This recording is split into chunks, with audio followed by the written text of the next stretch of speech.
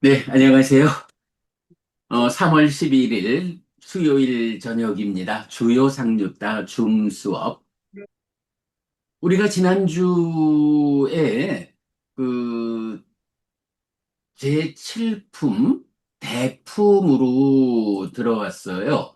그, 그러니까 12번 상류다, 그러니까 니다나 2년 상류다 중에 일곱 번째 품 마하와코 7품 그러니까 대품 들어와서 61번 배우지 못한 자경하고 62번 배우지 못한 자경 경 두 개 보았거든요. 자, 우리 지난주 공부 간략히 뒤집어 보겠습니다.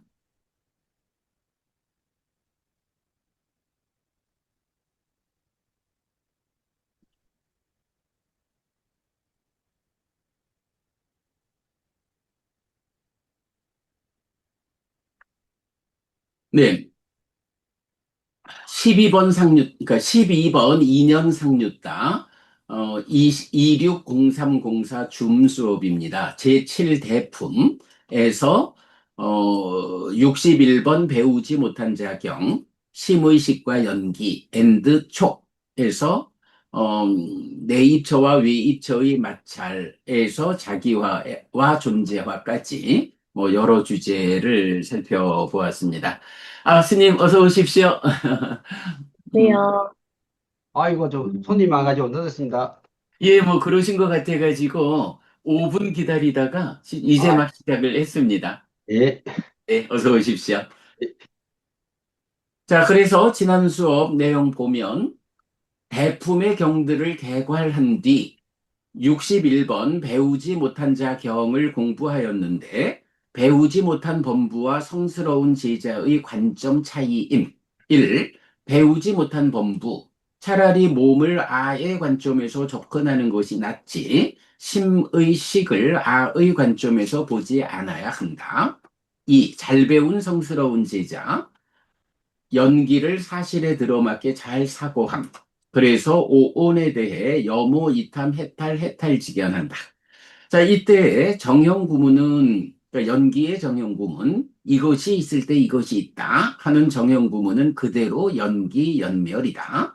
정형구문의 연기, 연멸, 이 여기에서의 조건성 말고 다른 의미를 부여하지 말자라는 부분 강조했고요. 그런가 하면 62번 배우지 못한 자경 2번에서는 연기의 전체 과정 중에서 촉과 수의 조건 관계만을 적용하고 있어요. 그래서 이제 요 촉과 수의 관계에서 보면 내입처와 외입처의 마찰. 그러니까 촉이라고 하면 삼사화합 촉인데 왜 두 개의 나무 토막이 맛 비벼지면 열이 나고 불이 붙는다. 이렇게 말할까? 라고 할 때 내입처와 외입처의 마찰이다라는 부분 보았고요.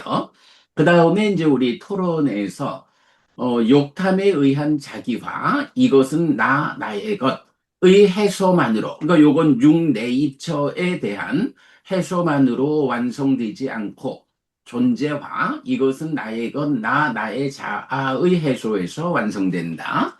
요런 토론을 이제 마무리했지요. 자, 뭐, 요렇게 그냥 간략히 좀 살펴보고요. 이제, 오늘 63번 경부터 살펴보도록 하겠습니다.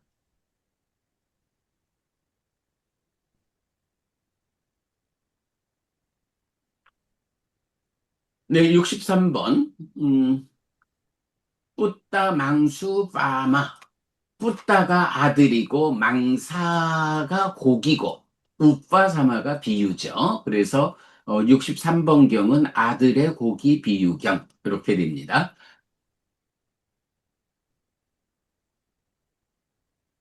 비구들이요, 누적된 것인 중생을 유지하고 존재를 추구하는 자를 도와주기 위한 네 가지 자량, 사식이 있다. 어떤 네 가지인가?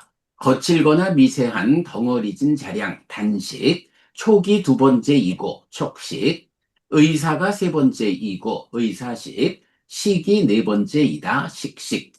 네, 요렇게 뭐 우리가 뭐 그동안 네 가지 자량 사식에 대해서 여러 번 공부를 했습니다만은 음, 기본적으로 나라는 존재성으로 보면 색수상 행식 오온 요 다섯 가지 요소의 무더기로 구성이 되는데 이러한 오온 오치온인 내가 삶을 살아가는 이 중생으로의 집착된 삶을 살아갈 때에 뭐 뭐니 뭐니 해도 딱가라는 내적 영역에서 가래가 생겨나면 가래가 생겨났기 때문에 이제 중생으로의 삶을 산다. 그리고 요거를 연기적으로 말하면 12연기가 아니라 가래가 생겨나는 입체적 조건관계, 무명과 행은 가래라는 요것에 의해서 선행되는 거니까.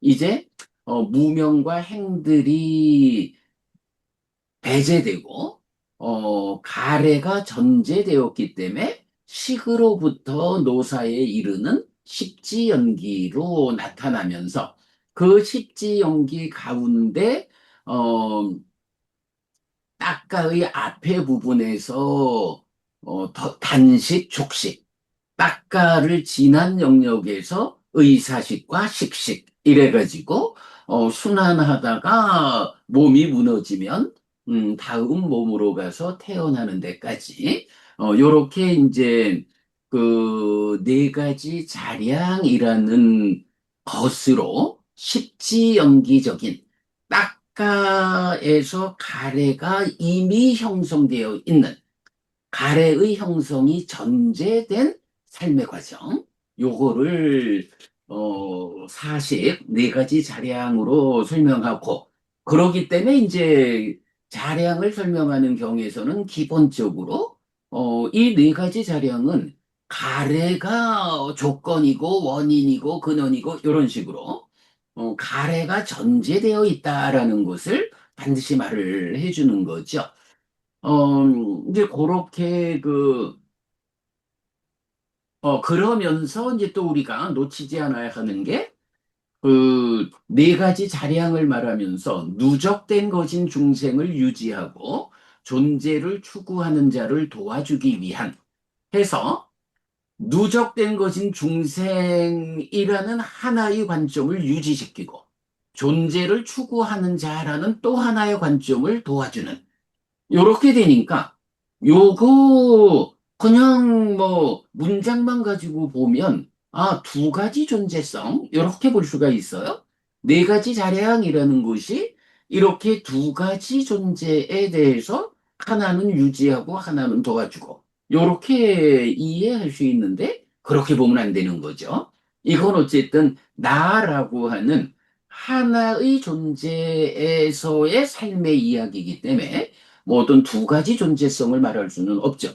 그러면 요거는 어떤 측면이냐라고 할 때 역시 메커니즘적으로 인식이라는 것은 하나의 객관에 대한 두 개의 공동주관 요게 되는 거죠.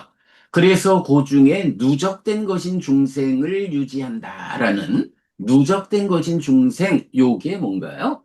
결국은 어, 이전의 업이 육내입처다라고 소멸경에서 말하는 이전의 업이 큰 순환고리를 통해서 삶의 과정을 누적해서 육내입처로 와 있다. 이건 육내입처를 말하죠. 그런가 하면 존재를 추구하는 자라는 거는 특히 이제 보리단경 같은 이제 이런 경들에서 볼 때 여섯 명의 타작분을 말하고 일곱 번째로 존재를 추구하는 이제 이런 내용이 나오죠. 그래서 존재를 추구하는 자라고 하면 이제 관심이 탐진치를 싣고 욕탐이란 이름으로 공동주관으로 참여하는 그래서 네 가지 자량의 쓰임새가 두 가지 존재성에 대해서 역할을 하는 게 아니고 육내입처라고 하는 주관과 욕탐이라고 하는 또 하나의 공동주관 두 개의 공동 주관에 대해서 유지하고 도와준다. 이렇게 표현하는 거이지. 즉, 하나의 존재에 대한 존재에서의 두 가지 공동 주관에 대한 이야기를 하지, 말하자면 두 사람에 대해서 자량이 역할하는 거, 이렇게 보면 안 된다. 라는 거죠. 음. 자, 이렇게 이제 네 가지 자량, 사식에 대한 이야기를 이제 일단, 경은, 제시를 합니다. 자, 그리고 나서, 이 네 가지 자량에 대해서, 이제, 이 아들의 고기 비유경에서는, 이 네 가지 자량을 어떻게 보아야 할까? 어떻게 이해해야 할까? 어떤 것들과의 관계성으로 보아야 할까? 이런 부분을 알려주는 중요한 경이죠. 그러면 비고들이요. 덩어리진 자량은 어떻게 보아야 하는가? 예를 들면 비고들이요. 남편과 아내인 두 사람이 적은 식량을 가지고 사막의 길을 떠날 것이다. 그들에게 사랑스럽고 마음에 드는 외아들이 있다. 그런데 비고들이요. 사막의 길을 떠난 남편과 아내인 두 사람에게 적은 양식은 다 소비되고 떨어질 것이다. 그들에게 건너지 못한 남아있는 사막이 있을 것이다. 자, 요런 건 뭐죠? 부처님이 그, 어, 어떤 상황이라는 것을 비유로서 제시하고 있는 거죠. 아니, 이게 뭐 그런 경우가 있어? 이렇게 따질 게 아니라, 요 덩어리진 자량이라는 것을 설명하기 위해서 하나의 상황을 비유로서 만들어 놓는 거예요. 그러니까, 요런 상황이 있을 때, 덩어리진 자량이라는 것이 이런 의미를 갖는다. 이런 거기 때문에 뭐 그런 상황 이렇게 볼 게 아니라 부처님이 이런 상황을 그려서 비유로 말한다 하고 비유가 나타나는 대로 머릿속에 그 상황을 그려내면 되는 거죠. 네. 그러면 비고들이요 남편과 아내인 두 사람에게 이런 생각이 들 것이다. 우리들의 적은 양식은 다 소비되고 떨어졌고 건너지 못한 남아있는 사막이 있다. 참으로 우리는 이 사랑스럽고 마음에 드는 외아들을 죽여서 마른 고기를 후추를 뿌려 만든 뒤 아들의 고기를 먹으면서 남아있는 사막을 건너야 할 것이다. 우리 셋 모두 다 죽어서는 안 된다. 라고. 그래서 비구들이여. 남편과 아내인 두 사람은 사랑스럽고 마음에 드는 그 외아들을 죽여서 마른 고기를 후추를 뿌려 만든 뒤 아들의 고기를 먹으면서 남아있는 사막을 건널 것이다. 뭐 이게 어찌 보면 말도 안 되는 비유 같지만 부처님은 다만 여기서 이 네 가지, 그러니까 단식, 덩어리진 자량이라는 것을 이런 어떤 가상의 상태를 상상해 봐. 그럴 때 이 덩어리진 자량이 이런 의미로 나타나는 거야. 요걸 설명하기 위한 가상의 상황을 비유하죠. 그들은 아들의 고기를 먹을 것이고 외아들아 어디에 있느냐 외아들아 어디에 있느냐라고 하면서 가슴을 찌을 것이다. 비구들이요 그것을 어떻게 생각하는가? 그들이 달리기 위해서 자량을 먹고 여분을 위해서 자량을 먹고 꾸밈을 위해서 자량을 먹고 장식을 위해서 자량을 먹겠는가? 아닙니다 대덕이시여. 비구들이요 참으로 그들은 사막을 건너기 위한 만큼만 자량을 먹지 않았겠는가? 그렇습니다 대덕이시여. 그렇죠. 이게 사막을 건너야 한다. 셋 다 죽을 수는 없다. 이런 가슴 아픈 결정을 해야 하고, 그래서 하나뿐인 아들을 죽여가지고, 고기로 포를 만들어가지고, 아들의 고기를 씹어가면서 사막을 건너는 이런 부모가 어떻게 해요? 달리기 위해서 아들의 고기를 먹겠어?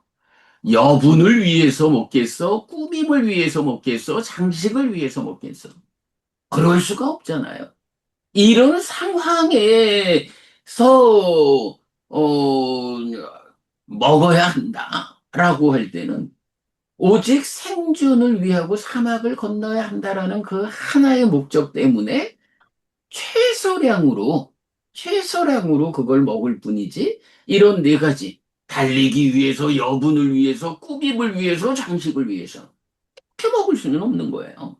요 비유를 하는 거죠.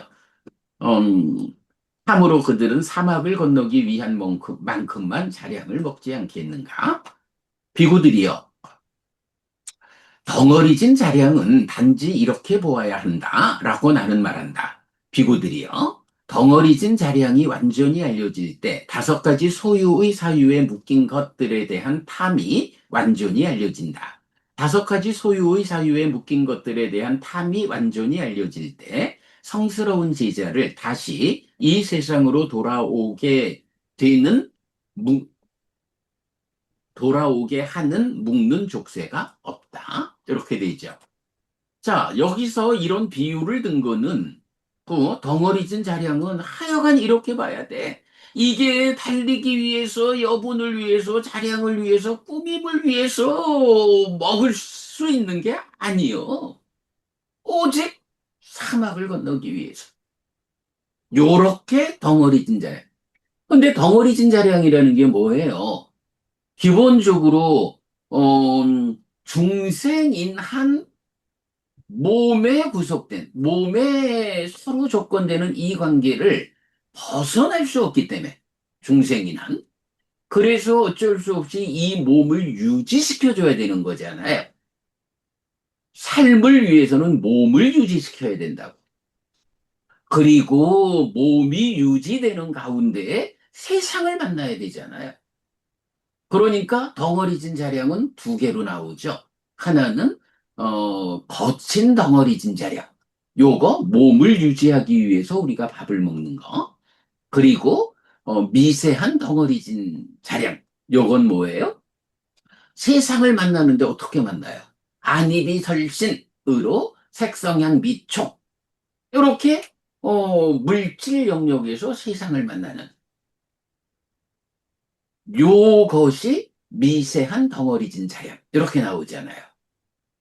어, 덩어리진 자량은 이렇게 거친 것과 미세한 것, 이 두 가지를 놓고 몸을 유지하기 위한 이런 상황을 분명히 하고, 그 다음에 세상을 만나는 데 있어서도 사실은 이 세상이라는 게 뭐 만나는 게 좋은 거요? 이렇게 볼 수 있는 게 아니에요. 왜냐하면 깨달아 윤회에서 벗어났다라고 하는 이 우리의 목적점의 관점에서 보면 세상을 만난다라는 거는 물질, 몸과 관계되는 이런 깨달아 벗어나지 못해서 몸에 구속되었기 때문에 몸의 영역에서 만나는 세상이라고요. 그러니까 이것도 사실은 좋은 게 아닌 거예요. 그것으로부터 완전히 벗어나야 삶이 완성되는 거잖아요. 이러기 때문에 거친 것이든 미세한 것이든 덩어리진 자량은 그야말로 유지하기 위해서 몸에 구속되어 있기 때문에 어쩔 수 없이 몸 없이 있을 수 없기 때문에 이 몸의 영역에서 삶을 유지할 만큼 요렇게 말하는 게 단식에 대한 관점인 거죠. 어, 그리고 이제 요 중에 그 우리가 또 하나 관심 갖고 봐야 하는 거는 요 달리기 위해서 여분을 위해서 꾸밈을 위해서 장식을 위해서 요 네 가지 달리기 위해서 여분을 위해서 꾸밈을 위해서 장식을 위해서 요런 네 가지라고 하는 게 음, 요거거든요. 만다나야 위부사나야 아니구나. 요거죠. 어, 아와야,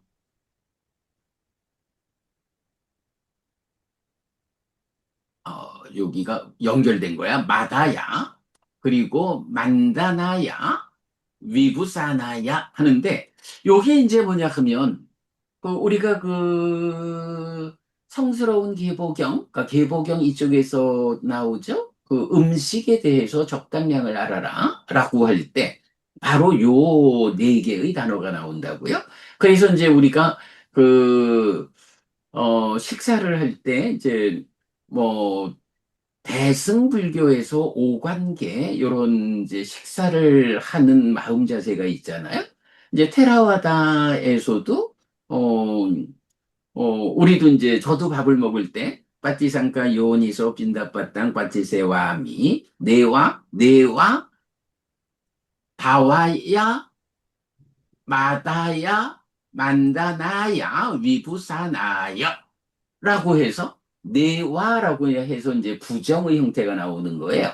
그러면 어, 이렇게 그 사실에 들어맞는 사고를 하면서 이 식사를 하겠다라고 할 때 첫 부분이 바로 이렇게 어, 나는 달리기 위해서 이 탁발 음식을 먹는 것도 아니고 여분을 위해서 그러니까 달리기 위해서라는 거는 뭐막 이건 많은 활동을 하는 거죠. 뛰어가고 이런. 여분을 위해서라는 거는 살찌우기 위해서인 거죠. 그리고 꾸밈을 위해서, 장식을 위해서. 뭐, 요, 약간, 어떤 차이를 말해야 할지 좀 애매한데, 일단 번역이 이렇게 돼요. 그래서, 내 자신을 좀 더 꾸미고, 더 이렇게 장식하기 위해서, 요런 네 가지 이유 때문에 음식을 먹지 않겠습니다. 스님, 요게 이제 그 우리 대승불교에서 하는 오관계. 저도 출가 전에는 좀, 많이 했지요. 절에 갈 때마다. 어, 이공다소량귀래처 종기득행 정제런공 방심리가 담등이종 등사양약 위로형고 위성도 응수차식. 네. 네. 그래서 아마 그 개념은, 예. 유사하게 나오는 걸로. 근데 그래서 하여간, 그, 수행을 위한 양약으로 삼아라 이 말이 나오거든요. 그렇죠. 그렇죠. 그래서 그 이제 병을 음. 고치고 수행을 위해서 먹으라 이 말인데 앞에 그 아들 고기 비유하고 비슷한 것 같아요. 네네. 예. 그렇죠. 그래서 이건, 그래. 저도 이제 생각나요. 몸을 유지하기 위해, 수행을 위해서 몸을 잘 유지하기 위한 양약으로 삼아 이 음식을 먹습니다. 우리가 이건 오간계, 그래, 저도 옛날에 많이 했었죠. 예. 그러니까 이제 약간 오관계가 식사하는 마음 자세니까 이 네 가지 자량 가운데서는 단식 가운데서도 거친 덩어리진 음식. 요게 되는 거죠. 네. 그렇게 이제 연결된다라는 거 우리가 하나 참고하기로 하고요. 자, 그 다음에 이렇게 이제 덩어리진 자량 이렇게 보라라고 하는데 여기서 우리가 주목해야 하는 거, 덩어리진 자량이 완전히 알려질 때 다섯 가지 소유의 사유에 묶인 것들에 대한 탐이 완전히 알려진다. 요게 뭐죠? 방금 본 미세한 덩어리진 자량, 색성향 미촉에 대한 안입이 설신에 결국은 그 인식 작용 요거죠. 이때 그 소유의 사유에 묶인 것, 색성향 미촉에 대한 탐이 완전히 알려진다. 공동주관인 욕탐에 대해서 완전히 본다. 이런 의미가 되겠죠. 그리고 그렇게 다섯 가지 소유의 사유에 묶인 것들에 대한 탐이 완전히 알려질 때 성스러운 제자를 다시 이 세상으로 돌아오게 하는 돌아오게 묶는 요 뒤는 빼야겠네. 이 세상으로 돌아오게 묶는 족쇄가 없다. 요거는 무슨 말이죠? 요거 무슨 말이에요? 이 세상으로 돌아오게 묶는 족쇄가 없다. 불완전, 그래, 불한자라는 의미가 되는 거죠. 우리가 이제 불환자가 어떻게 정의 되냐 하면, 우리 안구따라니까야 관통보표에서 얼마 전에 본 거죠. 사문경. 음, 어떤 자가 세 번째 사문인가? 여기 비구는 오하분결이 완전히 부서졌기 때문에 화생하고 거기서 완전히 열반하니 그 세상으로부터 돌아오지 않는 존재, 불환자이다. 그랬거든요. 불환자를 정의할 때는 사실은 이 세상이라고 말하지를 않고 어, 그 세상으로부터 돌아오지 않는다. 이렇게 표현을 해요. 그런데 그래서 이제 이게 그 따스마로가 그 세상으로부터 돌아오지 않는 존재 이렇게 말하는데 이제 아들의 비유 경에서는 그 세상으로부터 돌아오지 않는다. 요거를 이 세상으로 돌아오게끔 묶는 족쇄가 없다. 이렇게 하는 거죠. 아소카 부부님, 그럼 여기서 우리가 알 수 있는 게 뭐죠? 우리가 그간 몇 번 공부한 게, 불한자의 성취하고, 아라한의 성취하고, 어떤 차이가 있죠?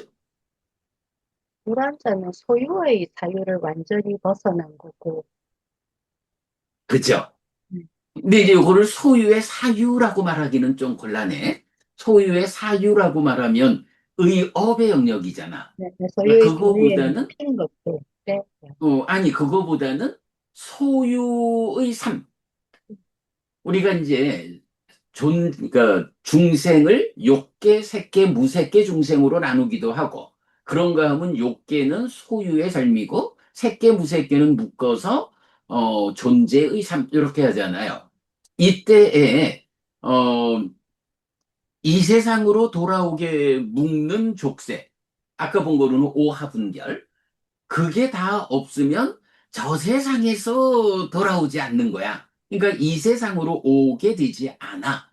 그런데, 어, 이 세상으로 오지 않게 되는 불한자를 어떻게 말하느냐? 네, 바로 요거죠. 다섯 가지 소유의 사유에 묶인 것들에 대한 탐이 완전히 알려질 때.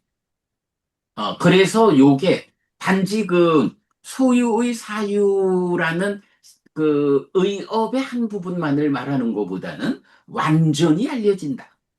라는 거는 이 어, 탐이 생겨나면 그 작용성이 전개되어서 뭐 간탐으로, 욕탐으로 해서 전개되는 이런 탐이 어떻게 작용되느냐.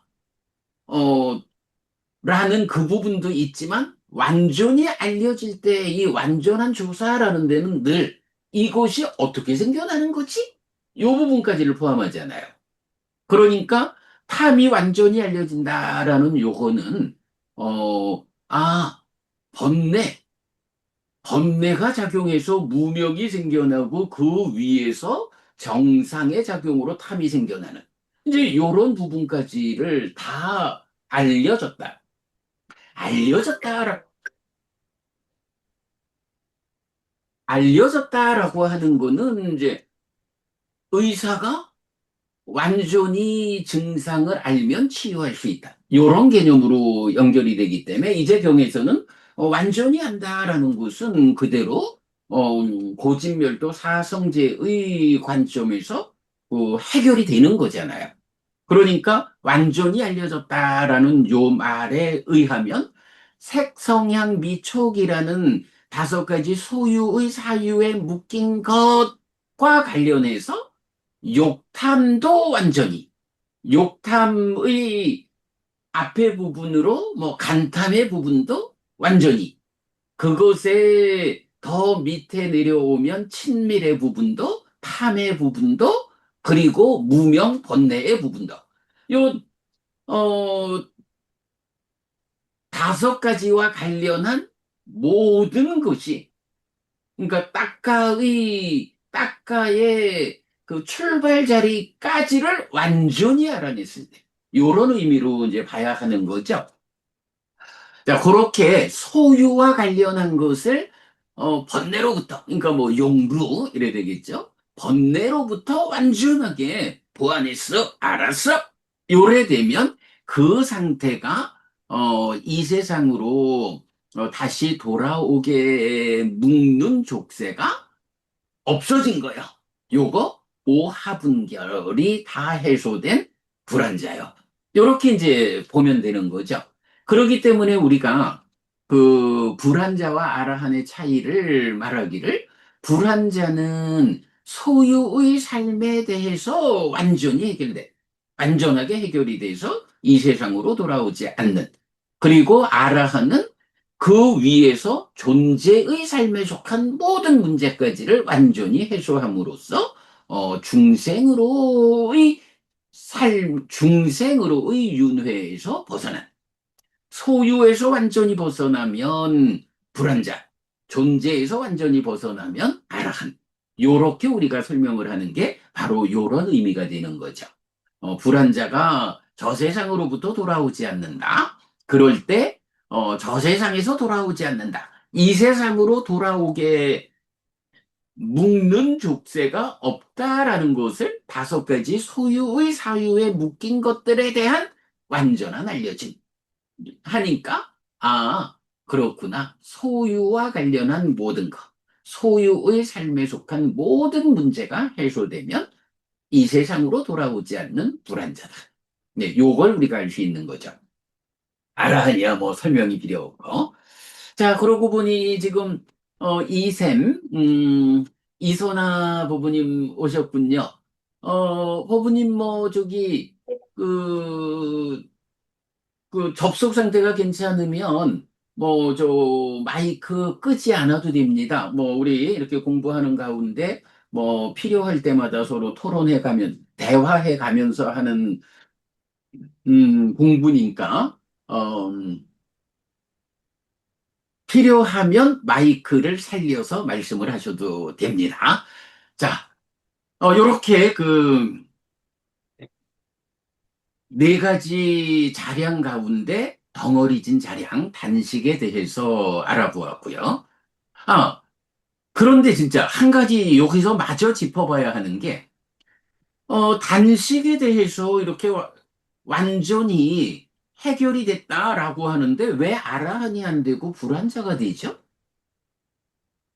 스님, 이거 어떻게 보셔야겠어요? 왜, 덩어리진 자량에 대해서 완전히 그 자량의 문제를 해결을 했는데 아라한이 아니고 불환자가 되는 걸까? 여기서는, 예, 스님. 아니, 음식은 그 소유욕 쪽이 아닐까요? 그래, 바로 그 소유라는 데 문제가 있는 거죠. 지금 여기 다섯 가지 소유의 사유에 묶인 것들에 대한 탐이 완전히 알려진다라고 해서, 이 덩어리진 자량 단식은 어쨌든 안이비설신의 색성향 미촉법 중에 안이비설신, 색성향 미촉, 요 물질의 영역에만 적용되고 있는 거라고요. 의와 법의 관계는 배제돼 있잖아요. 그러니까 덩어리진 자량과 관련해서 모든 문제가 해결됐다 해도 요거는 의와 법의 관계는 아직 해소되지 않은 상태인 거죠. 음. 여기서는 하여간 이 다섯 가지 소유의 사유에 묶인 것이라는 제약이 있다. 의와 법에 대한 문제는 아직 남아 있다. 그러기 때문에 아라한이 통치되는 게 아니고 불한자다. 요 부분까지도 이제 짚어보고 가도록 하겠습니다. 자, 그 다음에 그러면 비구들이요, 촉식은 어떻게 보아야 하는가? 예를 들면 비구들이요, 만약 가죽이 벗겨진 소가 벽을 의지해서 서 있으면 그 벽을 의지하는 존재들이 그것을 깨물 것이다. 만약 나무를 의지해서 서 있으면 나무를 의지하는 존재들이 그것을 깨물 것이다. 만약 물을 의지해서 서 있으면 물을 의지하는 존재들이 그것을 깨물 것이다. 만약 허공을 의지해서 서 있으면 허공을 의지하는 존재들이 그것을 깨물 것이다. 이렇게 비구들이요. 가죽이 벗겨진 소가 어떤 것을 의지해서 서 있더라도 그것을 의지하는 존재들이 그것을 깨물 것이다. 비구들이요. 촉식은 단지 이렇게 보아야 한다. 라고 나는 말한다. 비구들이요. 촉식이 완전히 알려질 때 세 가지 수가 완전히 알려진다. 세 가지 수가 완전히 알려질 때 성스러운 제자에게 어떤 것이든 더 해야 할 것이 없다라고 나는 말한다. 자, 여기서는 이 촉식을 비유로 말할 때, 어, 첫째로는 가죽이 벗겨진 소야. 가죽이 벗겨진 소.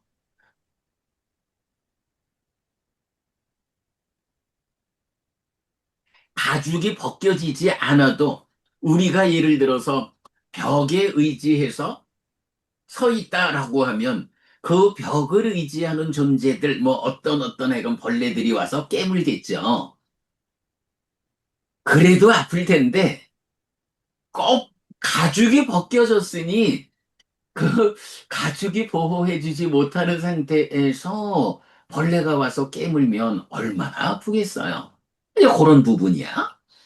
그런가 하면 두 번째는, 음, 나무를 의지해서 서 있으면 나무를 의지하는 존재들이 깨물 것이야. 물을 의지해서 서 있으면 물을 의지하는 존재들, 허공을 의지해서 서 있으면 허공을 의지하는 존재들이 깨물 것이야. 뭐 이렇게 그 네 가지 경우를 가지고 어 하여간 가죽이 벗겨진 소가 어디에 있든지 간에 그 공간을 차지하고 있는 것들이 와서 깨물면 가죽이 있어도 아픈데 가죽까지 벗겨진 상태에서는 얼마나 고통스러울까? 요거죠.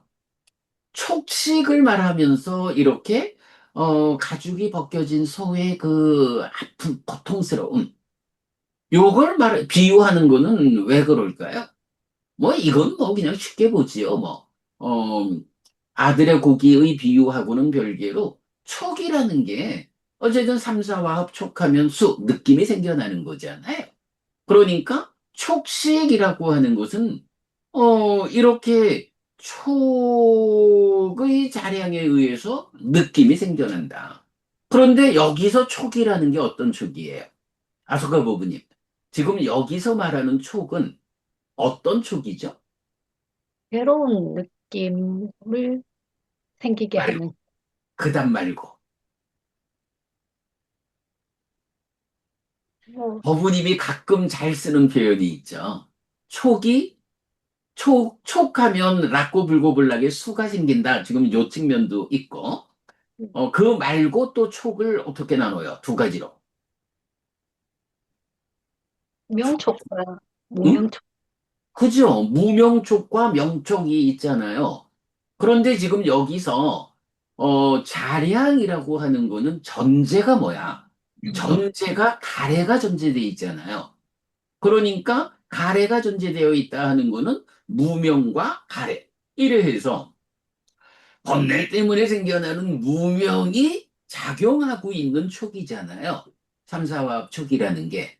그러니까 무명촉, 무명이 스며 있고 그것이 탐으로 작용하고 있는 이제 요런 상태니까 어, 가죽이 벗겨진 소 이래 가지고 어, 괴로움, 그러니까 이제 느껴진 것은 모두 괴로움이다. 이렇게 말하는 고의 영역에서 말하고 있는 거죠.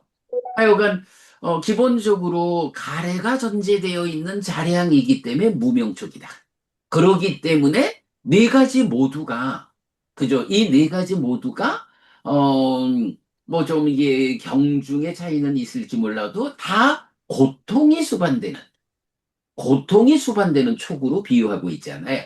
네. 그래서 무명촉이고, 거기서 생겨나는 느낌은 락고 불고불락이지만 사실은 무명이 스며 있는 거기 때문에 해탈락 열반락이라고 하는 이런 고멸이 완성된 상태는 아니기 때문에 큰 덩어리로는 다 고에 속한 거죠.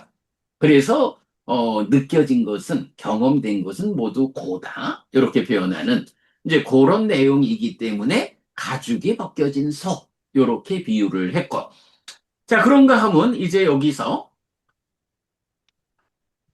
촉식이 완전히 알려질 때 세 가지 수가 완전히 알려진다. 그러면 어떤 것이든 더 해야 할 것이 없다. 이렇게 말하거든요.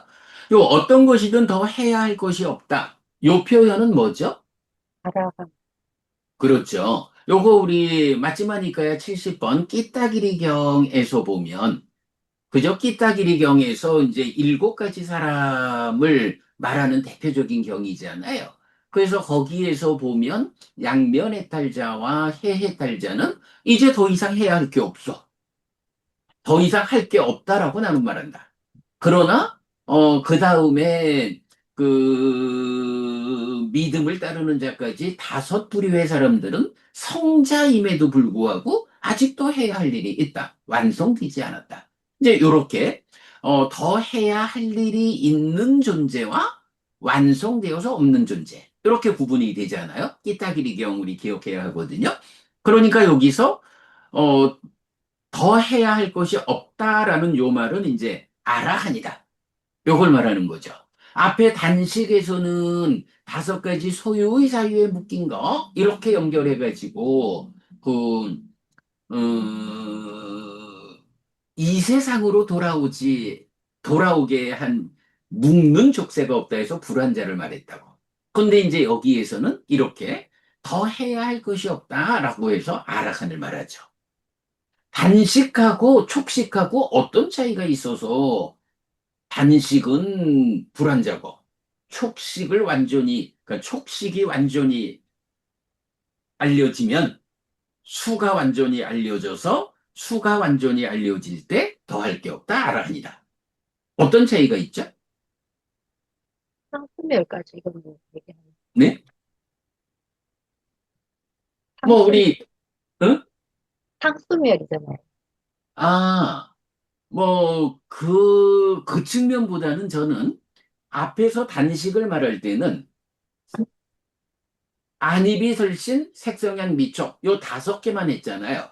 네. 그런데 촉이 완전히 알려진다라고 할 때는 촉이라는 거는 삼사화합 촉으로도 나오지만 연기 분석경에 의하면 어때요? 여섯 가지 촉이 있잖아. 그죠? 안촉, 이촉, 비촉, 설촉, 신촉, 의촉. 그리고 거기서 생겨나는 수도 어떻게 정의가 돼요? 안촉에서 생긴 수 내지 의촉에서 생긴 수 이렇게 나오잖아요. 촉과 수가 완전히 알려진다는 것은 단식은 의와 법의 관계는 배제하고 소유에 대해서 완전히 한 거야. 물질의 영역. 그런데 촉이 수가 완전히 알려진다라는 것은 이제 의와 법의 관계까지 포함한 안입이 설신의 여섯 개의 전체 범주에서 촉과 수가 알려지는 거죠. 그러니까 의와 법이 남아 있는 단식의 문제하고 의와 법까지 포함해서 전체가 알려진 이러니까 불한자와 아라한의 차이. 요 부분을 말할 수가 있는 거죠. 예. 그렇게까지 보면 촉식이 수로 연결되는 자, 그러면 이제 요 수까지 알려진다 하는 게 아까 말했던 그 가래가 전제되기 위한 딱가라는 영역 이전에서 단식과 촉식이 있는 거죠. 자, 그리고 나면 이제 세 번째, 만호 산재 따나 하로라고 해서 의사식이에요. 만호하고 사가 이제 째따나 의도죠. 그러니까 그런데 이제 보통 째따나가 이렇게 안이비설신의 이렇게 이제 짝을 이루어서 나올 때는 째따나 앞에 산을 붙여요. 그래서 산째따나 이렇게 나오거든요. 그러면 이제 요 의사식이라고 하는 거는 뭐냐 하면, 어, 단식에는 의와 법의 관계가 빠져 있잖아요. 그런데, 의사식에서는 말하자면 안이비설신 요 부분은 빼고 의와 법의 관계, 의의 의도, 요게 되는 거죠. 의도도, 그러니까 눈의 의도 내지 의의 의도가 있잖아요. 그런데 의의 의도, 의사, 요거만을 지금 의사식, 이렇게 표현하고 있거든요. 음, 그렇게 이제 의사식이라는 단어의 의미를 보고요.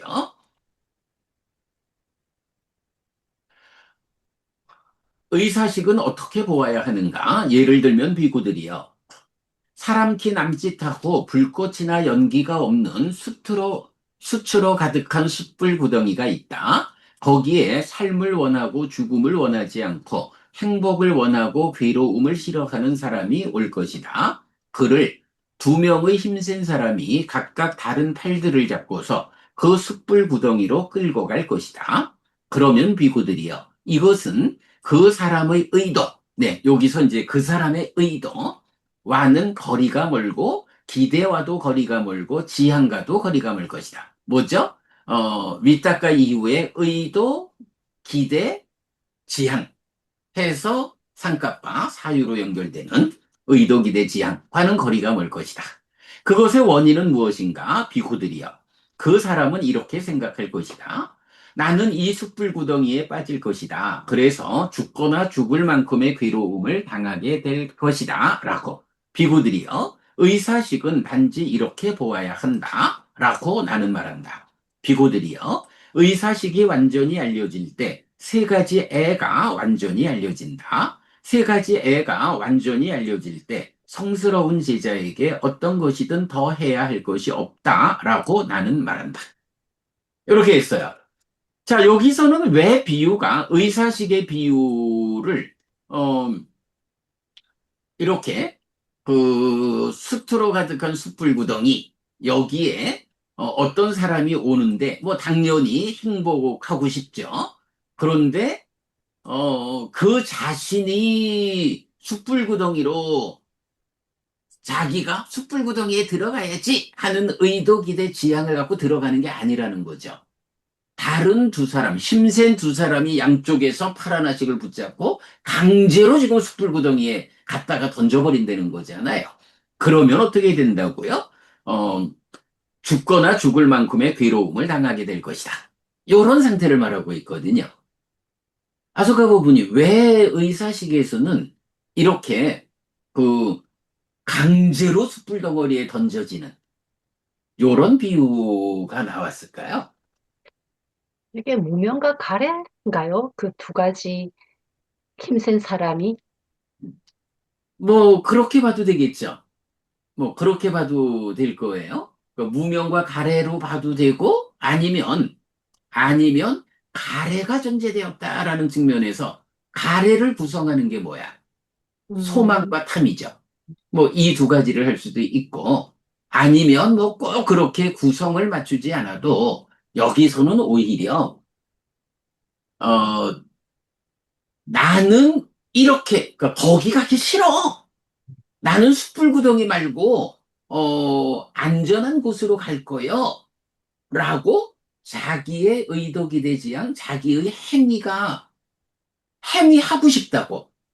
그런데 여기서는 강제적으로 내가 행위하고 싶은 대로 하지 못하고 남에 의해서 강제된 행위를 한다. 요런 점이죠. 의사식이라고 하는 게 의사, 마음의 의도, 만호산치했잖아. 의의 의도. 요거 의도가 뭐죠? 의도가 곧 업이다. 라고 해서 행위의 영역이 온 거죠. 그러니까 요 비유에서는 이제 행위가 그러니까 행위가 진행되는데 내가 내가 원하는 대로 행위하게끔 두지 않고 무언가 강제되어 가지고 나의 바램과는 전혀 다른 행위를 하게 만든다. 요런 의미죠. 그럴 때 누가 강제해서 나의 누가 강제해서 행복하고 싶은 나의 의도와는 전혀 다르게 괴로움으로 이끄는 의도 행위를 하게 하느냐. 요렇게 우리가 큰 틀을 보고 나면 그때에 누가 양팔을 붙잡고 숯불덩이로 끌어넣냐고 이럴 때에 무명과 가래다. 이렇게 볼 수도 있고 아니면 점제된 것인 가래를 구성하는 소망과 탐이다. 이렇게 볼 수도 있겠죠. 그러니까 말씀하신 게 맞는 답이죠. 그런데 이제 그 답이 유도되어 나오기 위해서 앞에 부분 이게 사실은 근데 실제로 우리가 살아가는 데 있어서 가장 큰 문제 아니에요. 우리가 누구냐 하면 업을 잇는 자라고 업을 잇는 자라는 게 내가 나의 업, 나의 행위를 잇는 건데 누구나 다 행복한 그러니까 행복을 가져오는 업을 지어가지고 행복하고 싶은 거야. 그런데 내 안에서 가래라는 놈이 소망과 탐의 작용으로 괴로움을 가져오는 행위로 이끌어가 버리는 거야, 강제로. 아니면 무명과 가래라고 하는 것이 강제로 나를 괴로움을 결과 맺는 행위를 하도록 이끌고 가는 거야. 요런 상태를 말하는 거. 그러니까 행위가 나는 행복하고 싶어요. 라고 하는데 나의 내면에서 작용하고 있는 거, 무명과 가래라도 좋고, 가래의 몸통인 소망과 탐이라도 좋고, 이것들이 행복하고자 하는 나의 의도, 기대, 지향과는 전혀 다르게 나를 괴로움을 결과 맺는 악업으로 이끌고 있다는 얘기죠. 그 부분을 지금 이제 의사식에서는 말해주고 있는 거예요. 어, 그러니까 나의 의도와는 다르게 숯불구덩이로 빠지는 거야. 의사식은 단지 이렇게 보아야 한다. 자, 그런데 여기서 또 이 부분도 살펴봅시다. 의사식이 완전히 알려질 때 세 가지 가래가 완전히 알려진다. 요건 어떻게 봐야 되지? 앞에 촉식에서는 촉식이 완전히 알려지면 수가 완전히 알려진다 이랬거든요.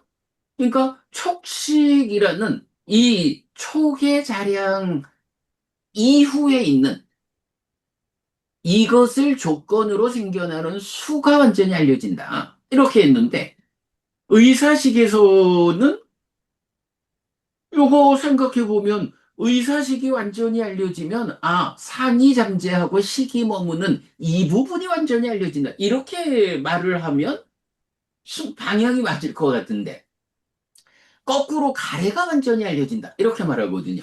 요거는 어떤 측면으로 우리가 이해해야 할까요? 제 생각에는 결국은 딱가야. 그죠? 딱가가 기준이 되어가지고, 접근해 오는 방향에서는 촉이 알려질 때 수가 알려진다. 해서 딱가로 접근하는 방향이야. 그런데 의사식이라는 것은 이미 딱가로부터 떠나가지고 행위가 가는 거잖아요. 그러니까 의사시보다 딱가에 더 접근돼 있는 것이 애요. 딱가의 경계를 구성하는 게 뭐냐 하면 딱가의 인풋이 뭔가요? 우리가 오늘도 보았죠? 식과 수와 상이 딱가의 인풋에서 딱가의 경계를 차지하고 있잖아.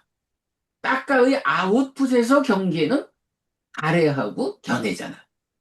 그러니까 이렇게 딱가로 접근하는 쪽에서는 촉식이 알려질 때 딱가의 경계선에 가는 수가 알려진다.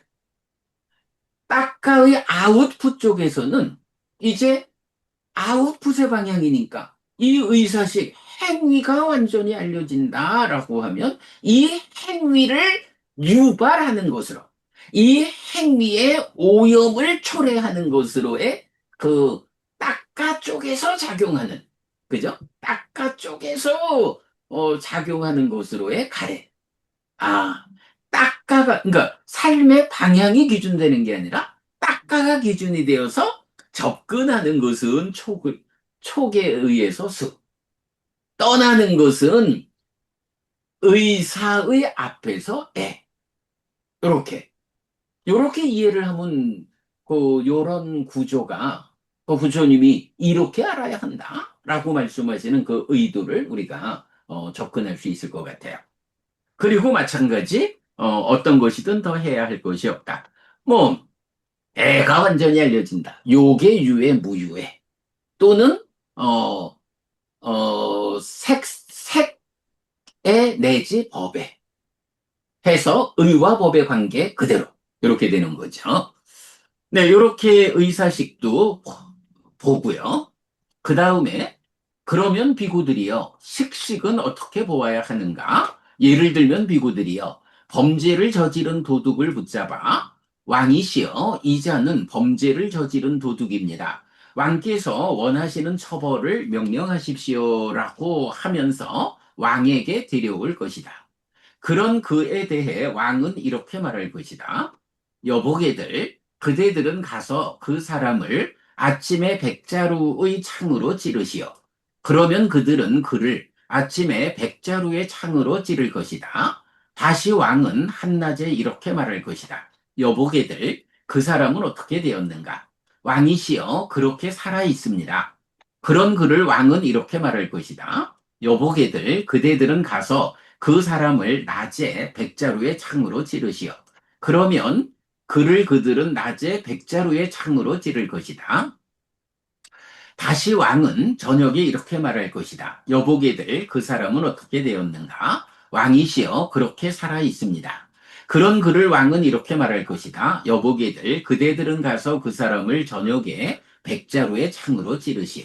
그러면 그를 그들은 저녁에 백자루의 창으로 찌를 것이다.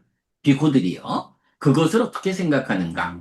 하루 동안 300자루의 창에 찔린 그 사람은 그 때문에 괴로움과 고뇌를 겪지 않겠는가? 대덕이시여, 한 자루의 창에 찔린 사람도 그 때문에 괴로움과 고뇌를 겪을 것입니다. 300자루의 창에 찔린 사람이야 말해 무엇하겠습니까? 비고들이여, 식식은 단지 이렇게 보아야 한다 라고 나는 말한다. 비고들이여, 식식이 완전히 알려질 때 명색이 완전히 알려진다. 명색이 완전히 알려질 때 성스러운 제자에게 어떤 것이든 더 해야 할 것이 없다라고 나는 말한다. 자, 여기서는 이 비유가 어떻게 봐야 할까요? 저는 이걸 보면서 식이 연기된 식을 뜻하는 거구나라고 느꼈습니다.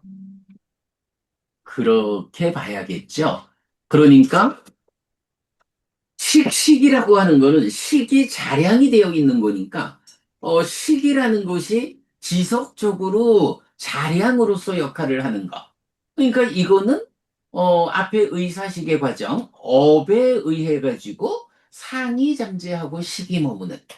그런데 가래가 전제되어 있는 상태니까 상이 잠재해 가지고 2차 인식의 공동주관으로 작용하는 거는 일단 오온에는 상으로 자리하지만 사식에서는 가래가 전제됨으로써 배제가 되어 있다고 그 안에 포괄되어 있죠.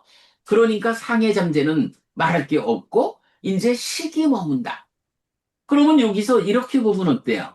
그 유위적인, 그러니까 애가 존재된 행위에 의해서 한 번의 업을 지으면 한 번 식이 머물겠죠. 물론 여기서는 업을 지었다, 행위를 했다 하면 행위 자체가 어떤 흔적을 남기는 게 아니라 행위자, 업 지은 자인 식이 머문다. 이렇게 되는 거죠. 그렇게 식이 이 과정에 대한 기억으로, 그러니까 알무로 머물면서 의도와 기대라는 속성을 가지고 머무는 요런 이 순간 삶의 과정에 대한 알미면서 의도와 기대를 속성으로 하는 식이 머문다고. 요거 한 번의 행위로 식이 하나가 머물렀다. 라고 하는 거를 창에 한 번 찔리는 거라고 보면 어때요? 그러면, 아침에 100번을, 이 말은 100번의 행위에 의해서 100번 식이 머물렀다. 그리고 이제 아소카 부부님 말씀하신 대로 뭐 우리가 이제 다음 주에 봐야겠지만 타미승경에서 식이 머물고 늘어나면 이렇게 표현하는 게 뭐예요? 이렇게 한 번 창에 찔렸다, 한 번의 행위로 식이 머물렀다라고 하는 요게 사실은 요 식이 요 개에 머무는지 세 개에 머무는지 무색 개에 머무는지 어쨌든 창을 아주 강하게 찔리느냐 좀 덜 강하게 찔리느냐 무색개도 어쨌든 살짝이라도 창에 찔리는 거잖아. 요렇게 식이 머무는데 이 식이 머무른 다음에 없어지는 게 아니라 앞에 머문 식들이 쌓여 있는 그 식온에 가서 더해지는 거죠. 그래서 요거를 타미승경 다음 주에 볼 경우에서는 식이 머물고 늘어나면 이렇게 표현을 하죠. 이렇게 매 순간 창에 찔릴 때마다 한 번씩 머무는 식이 쌓여서 늘어나는 요런 식을 연기된 식 이렇게 부르는 거고 이 연기된 식이 윤회하는 그자다라는 것이 우리가 공부하는 내용이잖아요. 뭐 요렇게만 보면 왜 아침에 점심에 저녁에 백자루의 창으로 찌르라고 했을까? 아, 각각이 한 번의 행위고 그 행위에서 식이 머무는 일을 통해서 머물고 늘어나는 연기된 식의 개념을 설명하고 있다. 비유로서 말하고 있다. 이렇게 보면 되겠죠. 자, 그렇게 이제 근데 이제 문제는 스님 이거 창에 이렇게 아침, 점심, 저녁으로 백자로 100번씩 찔리려면 이거 보통 말하면 어때요? 참, 사는 게 죽느니만 못해. 이렇잖아요. 그죠? 사는 게 죽느니만 못하다고. 그런데 차라리 죽을 수나 있으면 좋겠는데, 여기서는, 사람을 말하면서 몸이 무너지는 이런 죽음을 말하지 않잖아요? 식을 말하고 있잖아. 식이라고 하는 이 존재를 놓고 계속 찔러가지고 그야말로 사는 게 죽느니만 못한데 이 식이라고 하는 것이 죽을 수나 있냐고. 그죠? 죽을 수나 있냐고. 오직 단 한 가지, 무명과 가래가 완전히 해소돼가지고, 몸이 무너진 뒤에 몸으로 가지 않게 되어서, 몸이라는 이 구속에서 벗어나서, 그야말로 불사가 실현되었다. 깨달아 윤회에서 벗어났다. 열반이 실현됐다. 이런 아라한이 성취되지 않는 한, 식이라고 하는 이 존재는 그렇게 수없이 창에 찔리는 괴로움을 겪으면서도 죽느니만 못한 삶을 살아가면서도 죽을 수도 없는 거야. 요게 우리가 늘 그 말을 하는 거잖아요. 몸과 마음의 생존기간의 불균형에 의해서 윤회를 한다.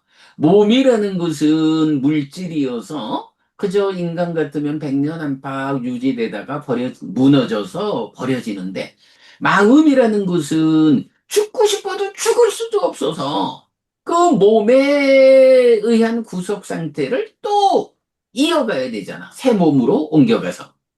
요게 우리들의 마음이 가지고 있는 중생으로 있는 한 거부할 수 없는 아픈 현실이잖아요. 여기서 이건 우리 요런 표현, 죽느니만 못해. 차라리 죽으면 좋겠어. 그런데 이 식이라고 하는 마음은 오직 단 하나. 사념초로 시작해서 사마타 위파사나로 완성되는 이 깨달음의 길, 이 수행에 의해서 번뇌를 부숨으로써 무명과 가래가 완전히 해소되기 전까지는 죽고 싶어도 죽지도 못하는 거. 몸으로 가지 않고 싶은데 몸으로 가지 않을 수 없는 요런 상태를 우리 나의 마음이 그런 아픔의 현실이다. 요런 거를 이제 우리가 아는 거죠. 바로 이제 그 부분을 그런 이유로, 하루에 3번씩 백자루나 창으로 찔리는 이런 비유를 하셨다라고 보면 될 거고요. 자, 그러기 때문에 이제 이렇게 보아라라고 하면서 요 표현, 식식이 완전히 알려질 때 명색이 완전히 알려진다. 요 표현을 하거든요. 요거는 뭔가요? 이거는 뭐 더 말할 게 없지, 뭐. 그 앞에서 그 단식은 그대로 물질의 영역에서 설명이 됐고, 촉식과 의사식은 딱가의 접점에 있기 때문에 딱가의 접점으로 향해서 촉이 알려지면 수가 알려진다. 의사식이 알려지면 가래가 알려진다. 요렇게 딱가를 중심으로 두 가지가 설명됐는데, 이제 식이라고 하는 거는 이건 뭐 더 말할 것도 없지 뭐. 식과 명색의 서로 조건됨이라는 거는 이건 기본이잖아. 그리고 식은 이미 의사식이라고 하는 그 행위 과정의 결과로 머물고 늘어나는 거기 때문에 딱가의 경계에 직접 붙어 있지 않단 말이야. 그러니까 이제 그 업의 결과로 식이 머물고 늘어나는 요런 식이라는 자량, 요것은 식과 서로 조건되는 것인 명색. 식이 명색에 서로 조건된 관계로 달리 말하면 몸의 구속 상태에 있는 것이 중생으로의 삶이고 그게 가래가 원인이 되는 존재 상태인 거죠. 그래서 이제 식식은 그 대응 관계를 명색이다라고 하고 이렇게 식이 완전히 알려질 때 명색이 완전히 알려진다. 명색이 완전히 알려질 때 성스러운 제자에게 어떤 것이든 더 해야 할 것이 없다. 식이 알려주고 명색이 알려지면 완전히 알려지면 아라한이다. 이거죠. 뭐 앞에서부터 계속하는 얘기지만 우리가 어 안다, 완전히 알려진다라는 거는 그대로 그 문제가 해소되었다. 요렇게 이해를 하는 거잖아요. 그러니까 명색이 완전히 알려진다라는 것은 식이 명색에 조건 지어진 몸에 구속된 상태가 완전히 해소되었다, 아라한됐다. 이렇게 보는 거죠. 스님, 여기서 우리 또 하나 그럼 말할 수 있는 게, 이렇게 완전히 알려지는 것 자체로 해결이 된 거잖아요. 요거, 우리가 최근에 이 책을 통해서 그 표현하는 바, 우리가 말하는 새로운 사정, 뭐예요? 인식론적 인격론. 그러니까 안다, 알려진다라는 거는 그러니까 알려진다, 알미거든. 인식이거든. 근데 그것에 의해 가지고 완전히 알려진다, 완전히 알았다, 완전한 인식이 되면 아라한이 되는 거야. 이게 뭐예요? 아라한이라는 인격을 완성하는 거잖아요.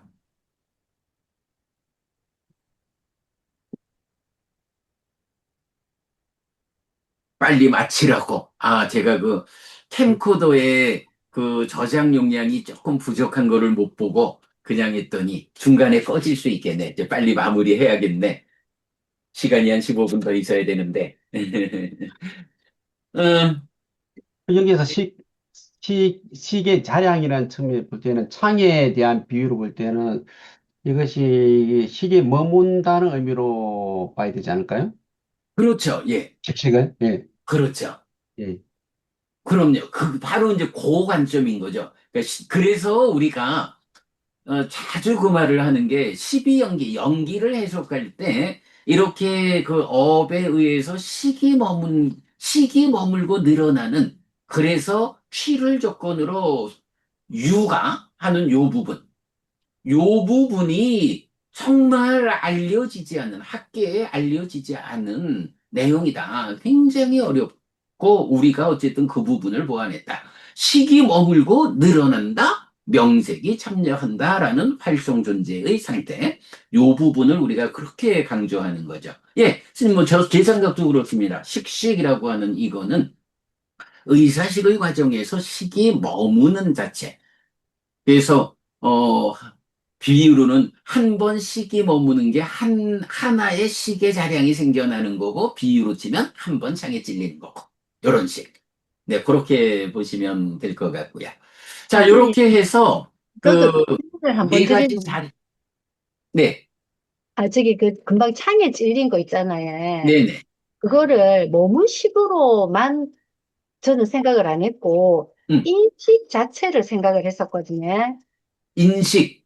네, 식이라는 게 인식하는 일을 하는 거니까, 그 아, 그런데 이제 그 부분은 그 지금 여기서는 그 식의 자량이 생겨나는 부분. 그러니까 식이라는 자량이 생겨나는 것을 말한다. 이렇게 봐야 되겠죠. 지금 말씀하신 인식이라는 것은 생겨나 있는 식이 순환해가지고 그 단식의 자리에 와가지고 인식을 하는 거고, 그럴 때 그 소유의 삶, 욕탐에 의해서 그 단식으로 작용하게 되는 요 부분이고, 지금 여기 의사식, 식식 요 부분은, 그러니까 딱가이 앞에 단식, 촉식과 뒤에 의사식, 식식 요 부분은 행위고 행위의 결과로 식이 머물러서 그 머문 식이 자량으로 작용해가지고 명색과 함께 존재를 구성하는, 이제 요렇게 봐야 되죠. 저도 그러기 그 때문에 일일의 한번 시기로 창에 생각은 했는데, 음, 이제 시기니까 그 찌른다는 건, 300번을 찌른다는 거는 그만큼 인식하는 그 자체를 또 얘기하는 것인가? 라는 생각이 들었습니다. 근데 저는 하여간 그 네, 부분보다는 네, 그러니까 한 번 창을 찌르는 거는 한 번의 행위를 통해서 하나의 식의 머문, 요 부분으로 해석을 하는 것이 옳겠다. 이런 네, 생각이죠. 알겠습니다. 네. 어, 시간이 한 10분 남았는데 캠코더가 다 돼서 네, 어, 다 됐네. 이제 꺼지겠네. 캠코더가 꺼지고도 이 방송이 나갈 수 있으면 우리가 이제 조금 대화를 하고요. 캠코더 꺼지면서 방송이 꺼지게 되면 이렇게 마무리하고 이래야겠습니다.